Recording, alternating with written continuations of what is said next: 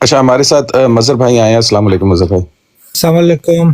وعلیکم السلام. کیسے ہیں؟ ٹھیک ٹھاک ہیں؟ جی مظہر ماشاءاللہ. بھائی جی ایک ٹاپک ہے میں شاید بھائی سے ڈسکس کرنا چاہتا ہوں, ان سے ریلیٹڈ ہے, آپ سب سے ریلیٹڈ ہے, لیکن جو میں نے جی فیل کیا وہ تھوڑا سا ضرور ضرور سے ضرور. related ہے. اگر آپ نے پہلے بات کمپلیٹ کر لیں پھر میں کروں گا انشاءاللہ. جی جی ہو چکی ہے, آپ کریں. اچھا شاید بھائی آپ ادھر ہی ہیں, سن رہے ہیں آپ؟ میرا خیال ہے شاید بھی موجود نہیں ہے. یہ بھی جی وہ سن رہے ہوں گے, شاید بھائی سن رہے ہوں گے. آپ کریں شاہد بھائی کا اگر آپ کے پاس ایزی پیسہ ہے تو 10,000 لوڈ کرائیں. شاہد بھائی کو پاکستانی 10,000 لوڈ کرائیں, وہ نیٹ صحیح کریں. اچھا میں تھنک شاید اچھا میں نا ابھی کافی عرصے سے نا, ہم ظاہری بات ہے یہ ایتھیزم. جی شاید بھی بات کر لیں پلیز اگر کچھ کریں. ٹھیک ہے. اچھا کافی عرصے سے نا ہم ظاہری بات ہے براڈ جی جی اوکے ایتھیزم اور ریلیجن اور یہ کافی اس کی نا یہ چلتی ہے. اچھا اس میں جو سائنس کا جو کردار ہے نا اس کے اوپر میں آج وہ سوچ رہا تھا, تو وہ میں شیئر کرنا چاہتا ہوں, اور آپ بھائیوں کی اس میں انپٹ بھی چاہیے. جتنا بھی یہ سائنس کے بارے میں پڑھا ہے جانا ہے, ایسا لگتا ہے کہ ہمارے ذہنوں کو میں یہ چیز ڈالی گئی ہے, اور وہ سائنس کی طرف سے ہی ڈالی گئی ہے کہ سائنس کوئی جو ہے نا وہ ڈسکنیکٹڈ ہے اللہ تعالیٰ کی اسکیم سے یا کریٹر کی اسکیم سے.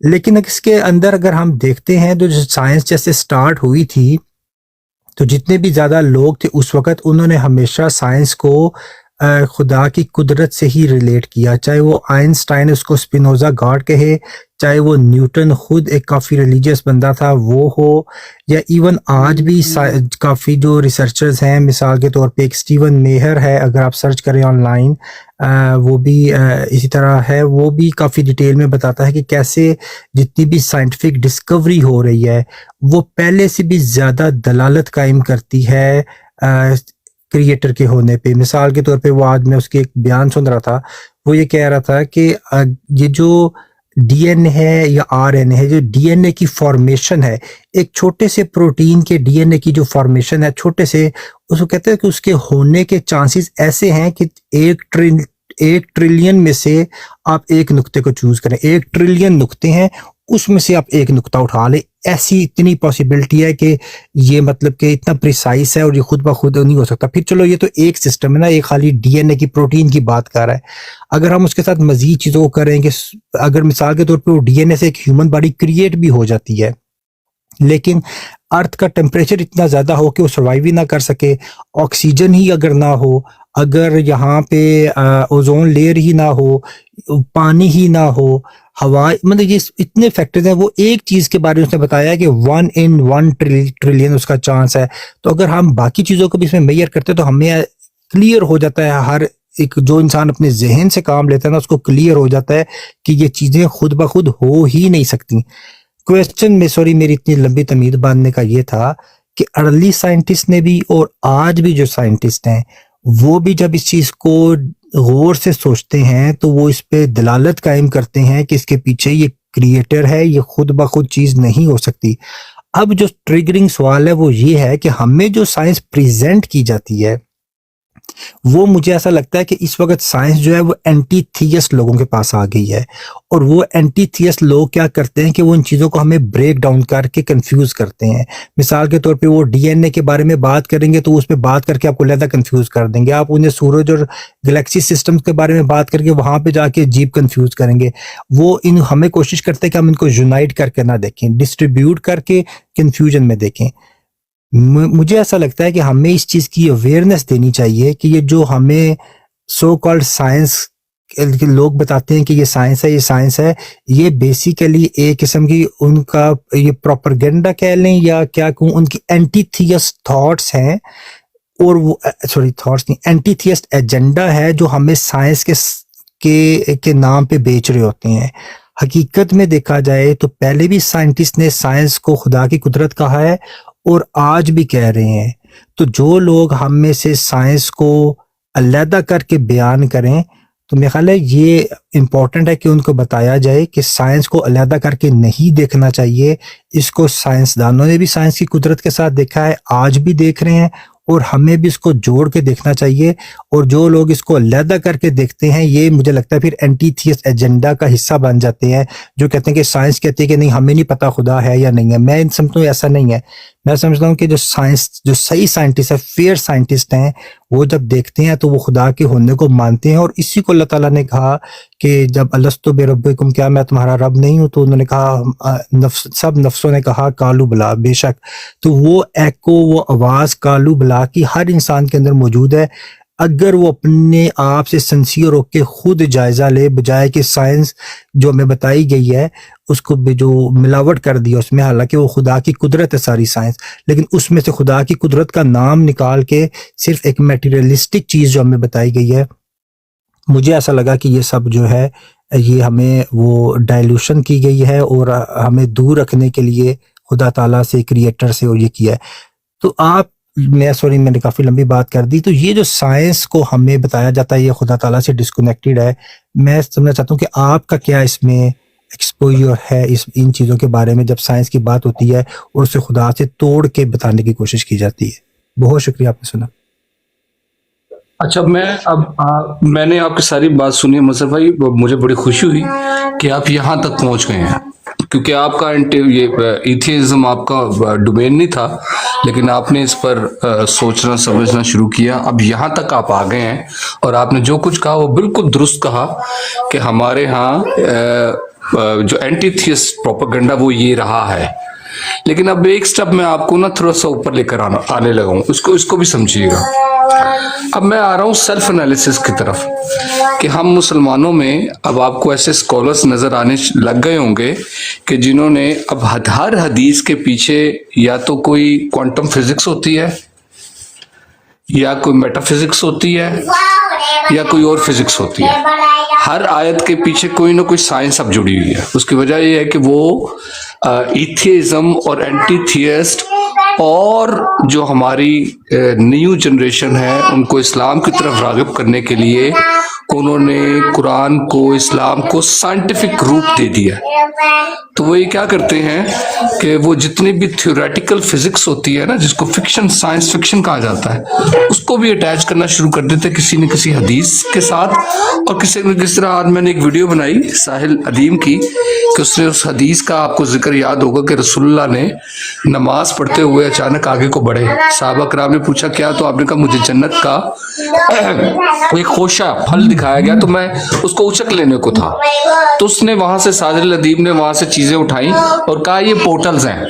آپ جانتے ہیں نا وہ وال میئر اور وہ پورٹلز اور وہ تمام جو بریجنگ ہوتی ہے, اس نے کہا یہ پورٹل کا ذکر ہے, یہ پورٹل کھل جاتے ہیں. اچھا, اب یہ جو پورٹلز ہیں, یہ جو وال میئرز ہیں, یہ ساری تھیوریٹیکل فزکس ہے, یہ تھیوریٹیکل ہے, اس کو سائنس فکشن کہا جاتا ہے. لیکن انہوں نے ساحل ادیم نے کام کیا کہ اس کو جوڑ دیا حدیث کے ساتھ. اب مجھے بتائیں وہ تھیوری بعد میں بنے گی فیکٹ, اور فیکٹ بھی ایوالو کر جائے گا. سائنس کہیں سے کہیں آگے نکل جائے گی 10-15 سالوں میں. اور پھر پلٹ کے اگر ساحل ادیم سے کوئی پوچھے گا کہ جی آپ نے تو کہا تھا یہ تھا تو وہ تھا, اس حدیث میں کوئی پورٹل کھل رہی تھی, تو پھر کیا معاملہ ہوگا.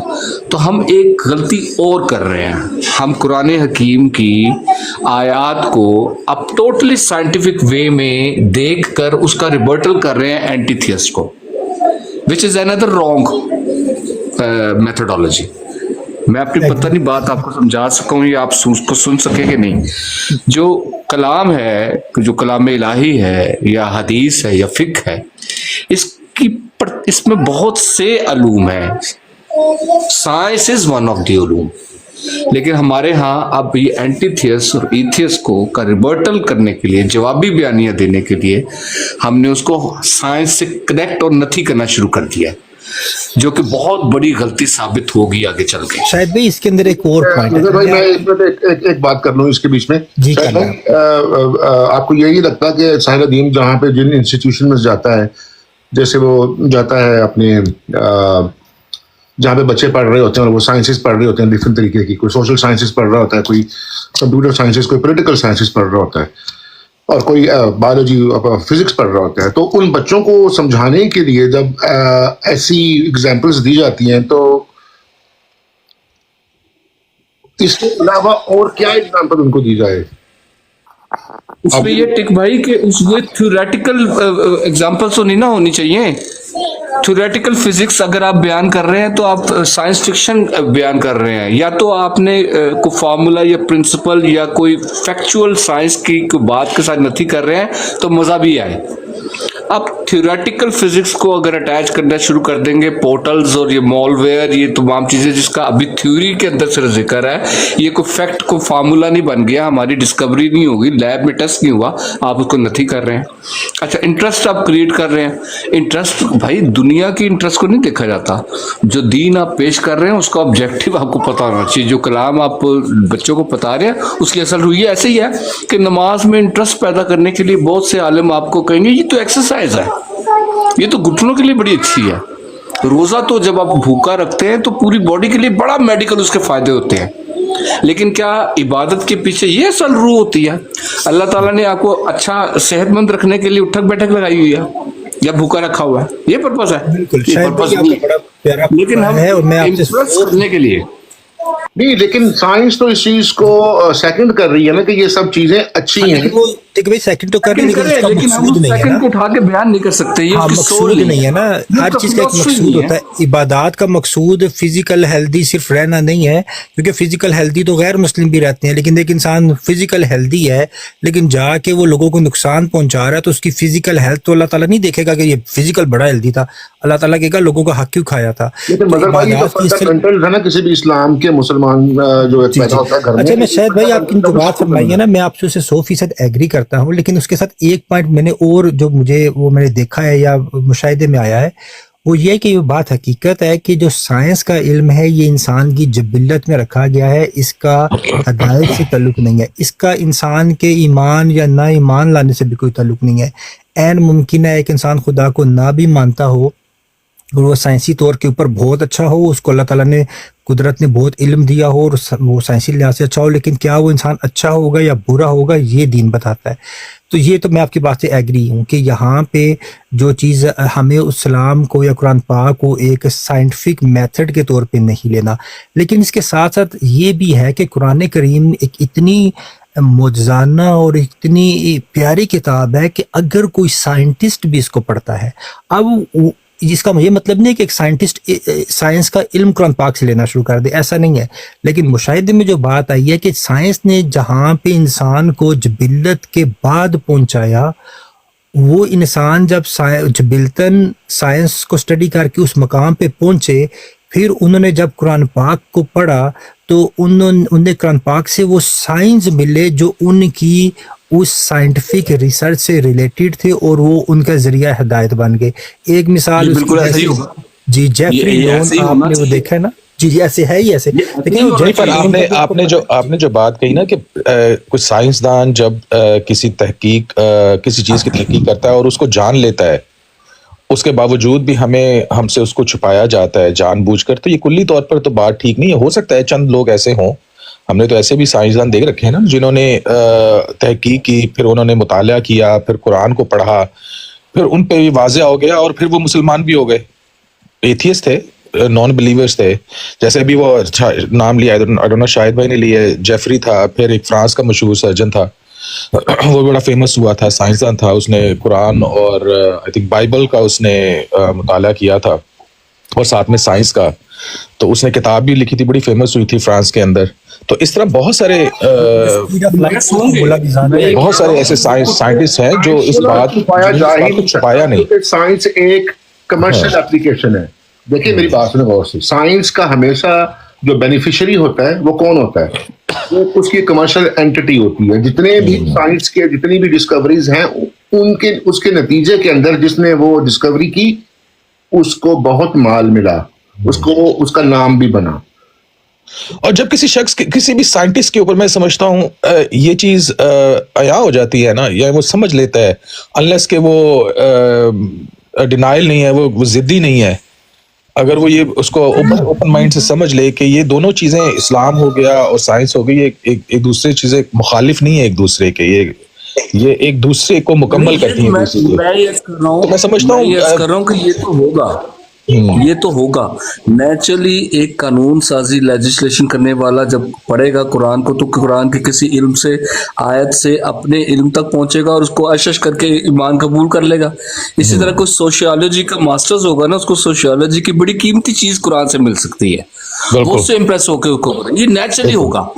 लेकिन मैं उससे ऊपर आके एक तहकीक, जैसे मजहर भाई बैठे हैं और लोग भी बैठे हैं, तहकीकी ज़हन रखने वाले आप लोग हैं ना, तो उनके लिए मैंने ये बात पेश की थी कि अब ये जो ट्रेंड चल पड़ा है कि आप हर आयत से अब साइंस को बरामद करेंगे, हर आयत से आप जो सी है वो साइंस निकालना शुरू हो गए हैं, ये आपके लिए बवाले जान पैदा कर देंगे। No doubt. मैंने देखा है अभी रिसेंटली ताहिरुल कादरी साहब ये काम कर रहे हैं और आई वाज शॉक्ड।